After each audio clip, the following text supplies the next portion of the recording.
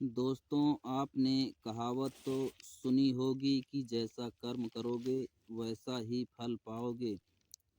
इस बात में कितनी सच्चाई है, ये शायद हमें कोई नहीं बता सकता, क्योंकि हमने इसे कभी उतार कर देखा ही नहीं है।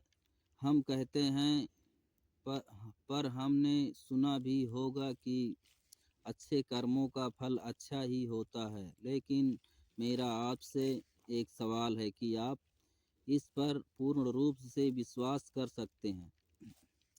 लेकिन एक बार के लिए जरा से सोचिए कि आप एक प्रयोग के माध्यम से अगर ये समझ लेंगे कि कर्मों का फल कैसा मिलता है, तो शायद हरदम के लिए सारी शंकाएं खत्म हो जाएं। क्योंकि इंसानों को आंखों देखी बातों पर पूर्ण रूप से विश्वास बहुत जल्दी हो जाता है और हम उस पर विश्वास भी कर लेते हैं। लेकिन दूसरी तरफ अगर हमने उसे नहीं देखा है तो हम इसे अंधविश्वास भी कहेंगे।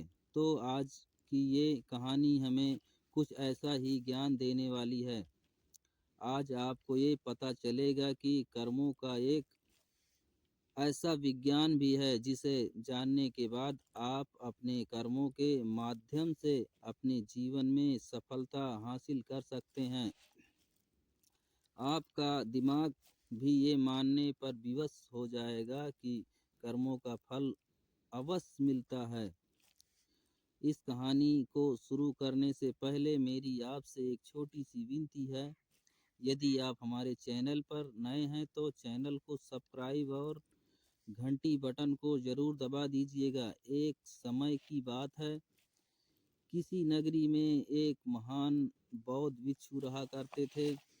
वह इतने ज्ञानी थे कि उन्हें आने वाला भी भविष्य दिखाई पड़ जाता था। वैसे तो उनके कई शिष्य थे। उनका एक शिष्य जो अभी बिल्कुल नौजवान था, वो बौद्ध भिक्षु जो अब बूढ़े हो चुके थे, वह बहुत ही ध्यानी व्यक्ति थे। जब वो ध्यान करने बैठते तो 3 दिनों तक लगातार ध्यान में ही लीन रहा करते थे और इसी अवस्था आने वाले भविष्य को देख लिया करते थे। एक दिन वो बौद्ध भिक्षु ध्यान में बैठे हुए थे, तभी उन्होंने देखा कि आज से 10वें दिन उनका वो युवा शिष्य मृत्यु को प्राप्त हो जाएगा। यह भविष्य देखकर वो बौद्ध भिक्षु ध्यान से बाहर आए और उन्होंने तुरंत ही अपने युवा शिष्य को अपने पास बुलाया। बड़े ही प्रेम से कहा, बंदे, मैं तुम्हें अगले 9 दिनों तक की छुट्टी दे रहा हूँ। इन 9 दिनों में तुम अपने घर जाओ और वहाँ पर सभी के साथ रह कर आओ। तुम सभी से अच्छे से मुलाकात कर लेना, सभी को प्यार देना। शिष्य ने जब अपने गुरु के मुख से ये बातें सुनी तो खुशी से उछल पड़ा। उसने अपने गुरुवर से कहा, हे गुरुदेव, आपको ये कैसे पता चला कि मेरा मन अपने घर वालों से मिलने का कर रहा है? कहीं आप मुझसे मजाक तो नहीं कर रहे?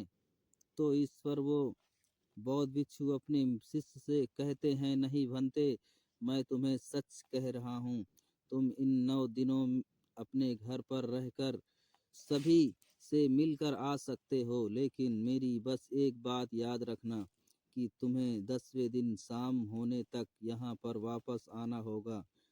उस शिष्य ने हाँ में सिर हिलाते हुए कहा कि ठीक है गुरुदेव, मैं 10वें दिन यहाँ पर वापस आ जाऊंगा, लेकिन आप अपना ख्याल रखिएगा, क्योंकि अब आप बूढ़े हो चुके हो। आश्रम का यदि कोई काम हो तो आप मेरे आने तक इंतजार कीजिएगा, उसे मेरे लिए छोड़ दीजिएगा। मैं आप अपने घर से आकर उन सभी कामों को समय पर पूरा कर दूंगा। इसके बाद वह शिष्य अपने गुरुवर से आज्ञा लेता है और अपने घर की ओर प्रस्थान करता है। लेकिन वो शिष्य ने एक बार भी मुड़कर नहीं देखा कि गुरुवर की आंखों में अपने प्रिय शिष्य को खोने का कितना दर्द था। उस युवा शिष्य के घर के रास्ते में एक नदी पड़ती थी। उस नदी किनारे चींटियों का बहुत सारे तीरे लगे हुए थे, जहाँ लाखों चींटियां रहती थी।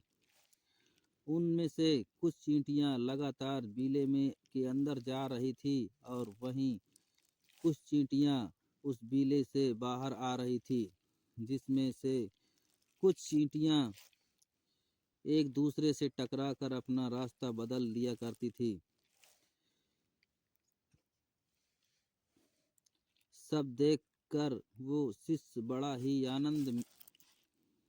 को आनंद मिल रहा था। वह कुछ देर वहीं पर खड़ा होकर इन सभी चींटियों का ये सारा कार्यक्रम देख रहा था। तभी अचानक उस शिष्य का ध्यान नदी की ओर गया और उसने देखा कि नदी का पानी अब धीरे धीरे बढ़ रहा है, जिससे नदी से आने वाली लहरें उन चींटियों के टीलों के पास पहुंच सकती थी। उस और जब वह लहरें उन चींटियों के तीरों के पास पहुंचेगी तो वो लाखों चींटियां उस पानी के में बह जाएंगी और लाखों चींटियां मारी जाएंगी। जैसे ही उसके मन में ख्याल आया, उसने तुरंत ही अपने ऊपर पहना हुआ कपड़ा उतारा और उस कपड़े के माध्यम से उस शिष्य ने चींटियों के उन तीलों के चारों तरफ और एक गहरा गड्ढा बना दिया और बड़े ही कलात्मक ढंग से एक नाली का निर्माण किया, जो नाली सीधे वापस नदी में जाकर मिलती थी, ताकि जब भी लहरें उन चींटियों के तीलों के पास पहुंचने की कोशिश करते तो लहरों द्वारा बहने वाला पानी वापस उस गड्ढे द्वारा और नाली द्वारा वापस जाकर नदी में मिल जाए। इतना कर कर यह शिष्य अपने घर की ओर चल पड़ा। अपने घर पर पहुंचने के बाद वह अपने घर वालों से मिला और घर पर रहते हुए 9 दिन कब बीत गए उसे पता ही नहीं चला।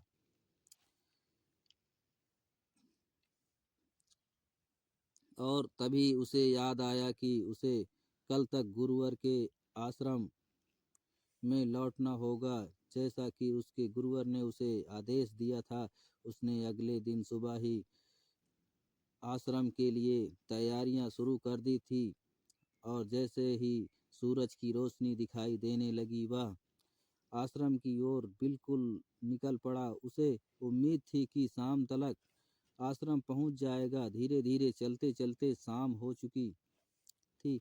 यहाँ गुरुदेव आश्रम में बैठे बैठे ये सोच रहे थे कि आज तो 10वां दिन है, पर जैसा कि मैंने उसका भविष्य देखा था कि 10वें दिन वो मृत्यु को प्राप्त हो जाएगा, अब तक शायद मृत्यु को प्राप्त हो चुका होगा। इस बात को लेकर वो बहुत दुखी थे। वो मरने से पहले आखिरी बार अपने उस प्रिय शिष्य को देखना चाहते थे। वह यह सोच ही रहे थे, कम से कम आखिरी बार ही सही मैंने अपने प्रिय शिष्य का मुख तो देख लिया होता। इसी बात की चिंता में बैठे हुए थे। वह यह सब सोच ही रहे थे, तभी अचानक दूर से उन्हें कोई आता हुआ दिखाई पड़ा। उन्होंने बड़े ही गौर से देखने की कोशिश की और जब उन्होंने देखा कि वे चौंक गए। उन्हें ये पता चल चुका था कि उनका शिष्य आश्रम वापस आ रहा है। गुरुवर से रहा नहीं गया। वे तुरंत अपने आसन से उठे और दौड़कर जाकर अपने शिष्य को गले से लगा लिया। लेकिन अभी भी वह अचंभित थे कि आज 10वां दिन होने के बाद भी उनका शिष्य जीवित कैसे है। वह यह सब कुछ जानना चाहते थे कि उनका देखा हुआ भविष्य कैसे गलत हो गया। उन्होंने अपने शिष्य से कहा कि जब तुम यहाँ से गए थे तो इन 10 दिनों में तुमने क्या क्या किया, मुझे बताओ। तब शिष्य ने चींटियों वाली वो कहानी अपने गुरुवर को सुनाई।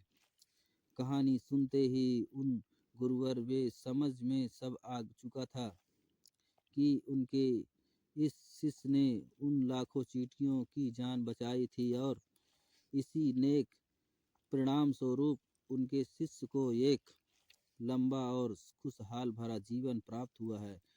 अपने प्रिय शिष्य के मुख से सुनने के बाद गुरुवर के मुख से अन्यासी निकल पड़ा, कर्म लौट कर अवश्य आता है। शिष्य ने गुरु से की इस बात को सुना लेकिन वह इस बात को समझ नहीं पाया। इसलिए वह शिष्य ने अपने गुरुवर से पूछा कि आप क्या कह रहे हैं। तब वो गुरुवर ने अपने उस शिष्य को वह सारी बातें बता दी जो उन्होंने ध्यान में बैठे देखी थी। जब शिष्य ने वो सारी बातें सुनी तो उनके मन में एक सवाल जगा।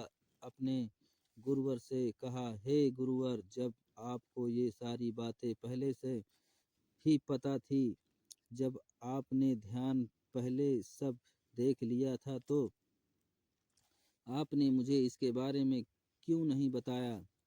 जब आपको ये पता था कि कर्म इस तरह से काम करते हैं तो आपने मुझे इसके बारे में पहले क्यों नहीं बताया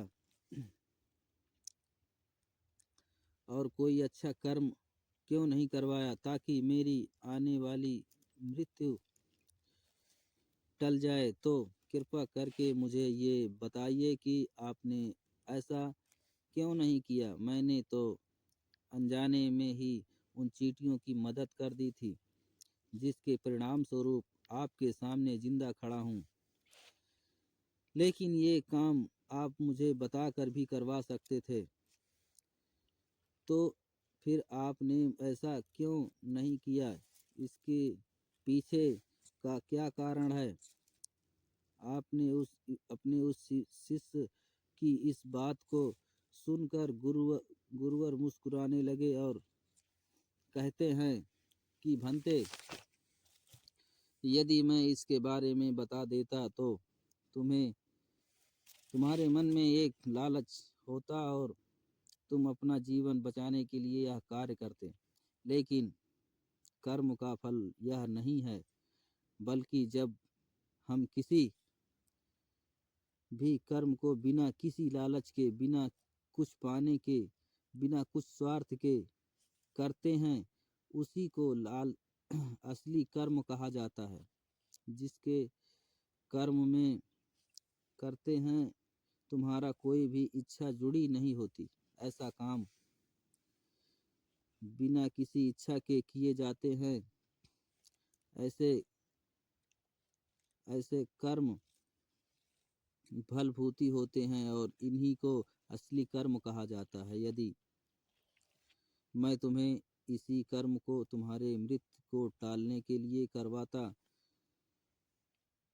तो तुम्हारे अंदर ये लालच होता कि इस कर्म को करने के बाद तुम्हारी मृत्यु टल जाएगी। तुम अपनी जान को बचाने के लिए के मकसद में इसे कार्य को करते और तुम जब इस मकसद के से इस कार्य को करते और तुम जब इस मकसद को पाने के लिए करते तो इसमें तुम्हारा लालच भी जुड़ा होता, जिसके परिणाम स्वरूप तुम्हें उस कर्म का पूरा लाभ नहीं मिल पाता। हम इंसानों को के कर्मों का बहुत ही छोटा सा सिद्धांत है कि किसी भी कर्म को यदि आप बिना लालच के, बिना निस्वार्थ के करते हैं, वही असली कर्म होता है। अर्थात आप किसी भी कर्म को पूरे मन लगाकर कीजिए लेकिन उसके बदले में यह मत सोचिए कि उसका परिणाम क्या होगा, उसका फल हमें क्या मिलने वाला है।